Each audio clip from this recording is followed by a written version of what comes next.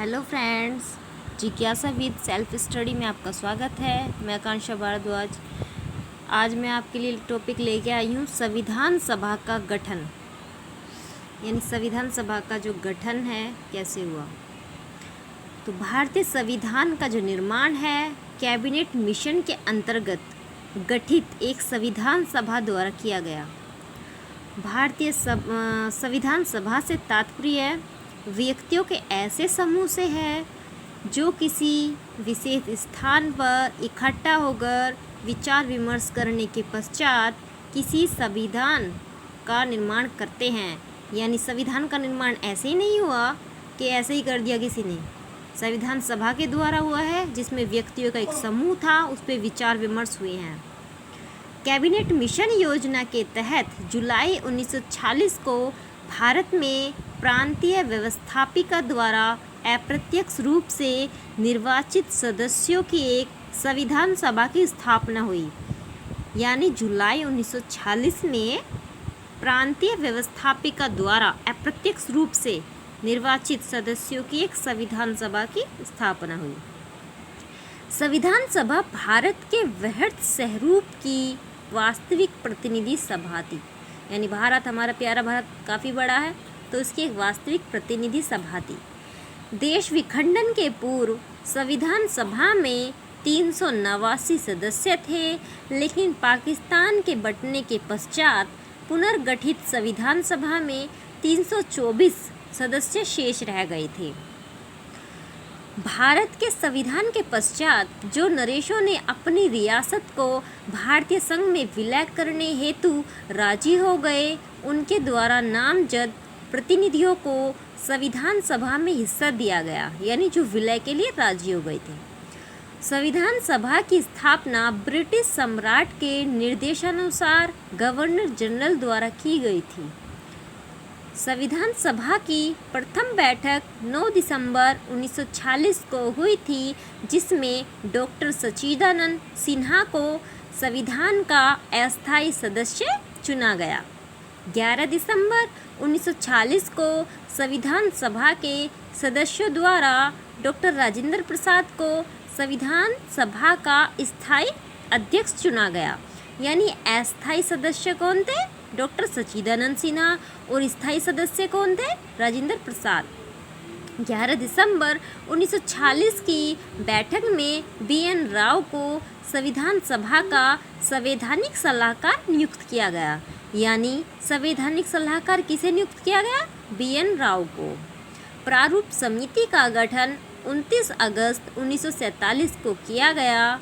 13 दिसंबर 1946 को पंडित जवाहरलाल नेहरू ने संविधान सभा के सामने उद्देश्य प्रस्ताव को प्रस्तुत किया, जिस पर 13 से 19 दिसंबर तक इस पर गहन विचार विमर्श के पश्चात 22 जनवरी 1947 को उद्देश्य प्रस्ताव को स्वीकार किया गया।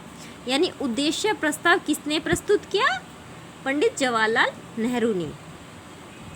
संविधान सभा ने सभी लोगों के निर्णय पर अमल करते हुए संवैधानिक सलाहकार द्वारा बनाई गई संविधान के मूल पाठ के प्रारूप की जांच के लिए 29 अगस्त 1947 को डॉक्टर भीमराव अंबेडकर की अध्यक्षता में प्रारूप समिति का गठन किया। प्रारूप समिति द्वारा बनाई गई भारत के संविधान के प्रारूप को 21 फरवरी 1948 की संविधान सभा के अध्यक्ष को पेश किया गया। यानी जो ड्राफ्टिंग थी वो अंबेडकर जी ने की थी। संविधान प्रारूप समिति ने 315 धाराओं तथा 8 अनुसूचियों का मसविदा तैयार करके 5 नवंबर 1948 को संविधान सभा के समक्ष प्रस्तुत किया। यानी उन्होंने 315 धाराओं और 8 अनुसूचियों का तैयार किया था पहले। प्रारूप में 7,535 संशोधन प्रस्तुत किए गए, परंतु 2,437 संशोधनों पर ही विचार किया गया। संविधान के प्रारूप पर खंडवार विचार विमर्श 15 नवंबर 1948 से 17 नवंबर 1949 के दौरान हुआ। संविधान की तीसरी बैठक प्रारंभ हुई। प्रस्ताव 26 नवंबर 1949 को स्वीकृत हुआ। 395 अनुच्छेद 22 भाग संविधान देश की जनता के लिए तैयार हुआ और उसी दिन कुछ अनुच्छेद परिवर्तित कर दिए गए। संविधान के प्रारूप पर 8 महाविचार विमर्श हुआ और संविधान सभा के 11 अधिवेशन हुए। 26 नवंबर 1949 को संविधान सभा की तीसरी व अंतिम बैठक में 284 सदस्य उपस्थित थे तथा इन लोगों के अंतिम रूप से पारित संविधान पर हस्ताक्षर हुए। यानी कितने लोगों के हस्ताक्षर हुए? 284 लोगों के। और संविधान निर्माण में कुल 2 वर्ष 11 माह 18 दिन लगे। 26 नवंबर 1949 को संविधान को अंगीकार कर लिया गया, यानी अडॉप्टेड कर लिया गया। 26 जनवरी 1950 को संविधान की परिवर्तन की तिथि कहा जाता है और 26 नवंबर को हम विधि दिवस भी इसलिए ही मनाते हैं। संविधान के कुछ उपबंध 26 नवंबर 1949 को जैसे नागरिकता, निर्वाचन, अंतरिम संसद तथा आपातकालीन व्यवस्था लागू हो गई थी। शेष उपबंध 26 जनवरी 1950 को लागू किए गए। और थोड़ा सा हम आपको ये भी बताते हैं कि भारतीय संविधान में विदेशी स्रोत होने के कारण बहुत से लोग इसे उधार का थैला कहते हैं, जो उचित नहीं है। भारतीय संविधान विश्व के दूसरे संविधानों के महत्वपूर्ण स्रोत के द्वारा विश्व का सबसे बड़ा अद्वितीय संविधान होने का गौरव रखता है, यानी हमारा भारतीय संविधान। भारतीय संविधान अमेरिका, कनाडा, आयरिश, ऑस्ट्रेलिया तथा इंग्लैंड के संविधानों की प्रतिकृति कहा जाता है।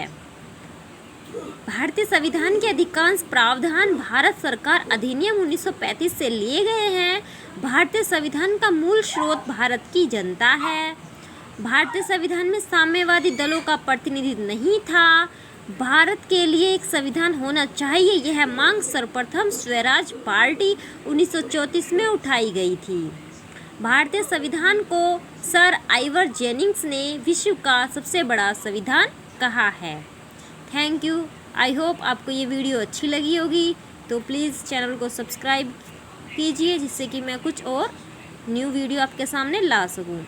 ये मेरा प्रयास उन स्टूडेंट्स के लिए है जो थोड़ी दिक्कत करते हैं संविधान समझने के लिए या हिस्ट्री में उनको थोड़ा टफ लगता है, तो मैं सोचती हूँ कि उनको थोड़ा इजी वे में बताऊँ और आगामी परीक्षाओं के लिए Delhi police, UP police, SI और जो निकलते हैं फॉर्म वगैरह जो बच्चे भरते हैं उनको ये अच्छी लगे, बेनिफिट हो उनके लिए। Thank you.